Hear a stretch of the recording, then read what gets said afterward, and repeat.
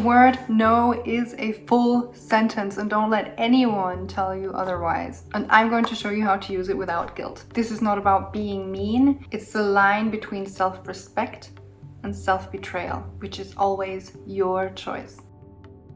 If you have trouble saying no in certain occasions, it's most probably because you've learned your value comes from being helpful and agreeable. So you have to fit the void. You also might be terrified of disappointing somebody or even being seen as selfish and not caring. And you might have this feeling of guilt for having limits and the feeling like having needs is something wrong or something to be ashamed about. So if you think of it this way, if you don't want to do something and you say no to the thing, then you're automatically saying yes to yourself. This can be internally uncomfortable, but it doesn't mean that you're doing something wrong. Other people's disappointment is not your accountability. It's not something that you should be accountable for. Life is a balance of give and take. And if you're giving more than you're taking, you will feel this imbalance on so many levels. So saying no is actually a form of self-care. And I'm teaching you how to do this because I personally know how hard it can be. So saying no is a muscle that needs to be trained. And the more you train that muscle, the easier it will become, especially if you focus on the feeling that you have afterwards, that feeling of freedom and that feeling of self-worth. That is priceless. What you can do is start practicing with people that you feel comfortable with, people that you know will respect your boundaries, and practice by using clear language. And you don't have to use the word no. You can say, no, thank you. That doesn't work for me. Or simply, I can't do that. So learn to express your no in your unique way. This can be a game changer. Let there be silence after your no. If you think the silence is awkward, yes, it sometimes is. So what I used to do is then just carry on doing what you was doing and then always check in, make eye contact. Like say the no, go through your bag or do whatever, and then just keep looking and like acknowledge that you are still listening. This makes it less awkward. Give yourself time between the request and the time you respond, and don't feel pressured. And then you have the time to check in with yourself. Is this something that you really want? Or are you just doing it out of validation? You also have the time to feel into your body, your gut feeling. This is your intuition. This is something that you can listen to, and it can help you make decisions faster. You might feel sensations in your heart area. That's when you say listen to your heart. And you might feel sensations even in your gut.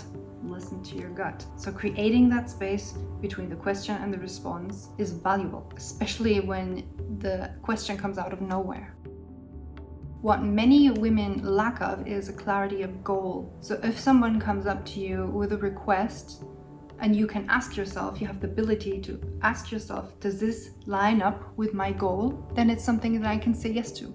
But if it's something that takes me away from my goal, then maybe it's something that I just don't want to do. Your goal can be core values. Your goal can be a future vision. It can be a vision for your day. It can be a vision for what you want for yourself in the next hour. But if you're not clear on this, then it's easier for you to break in and just say, oh yeah, I'll do that.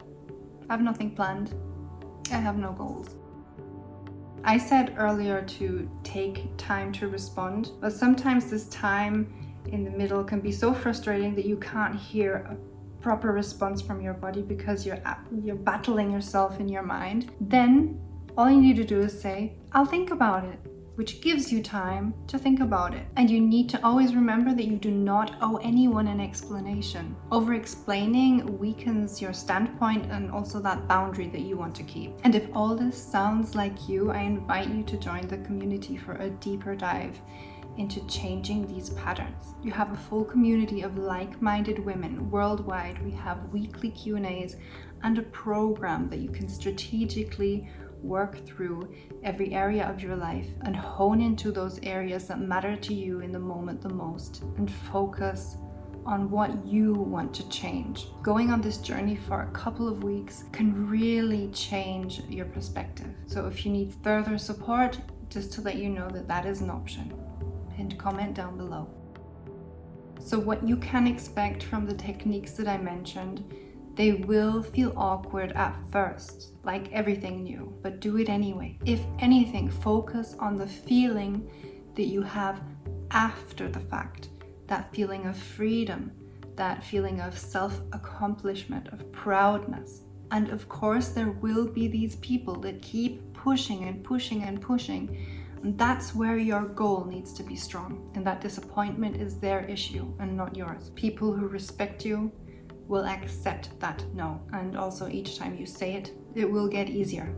Others will learn to take that step back from taking too much or asking for too much, because they know that you have boundaries. Remember, saying no doesn't make yourself selfish. It's about self-care and being honest to who you truly are or want to be, want to become. I hope this helped, and I will see you in the next video. Bye-bye.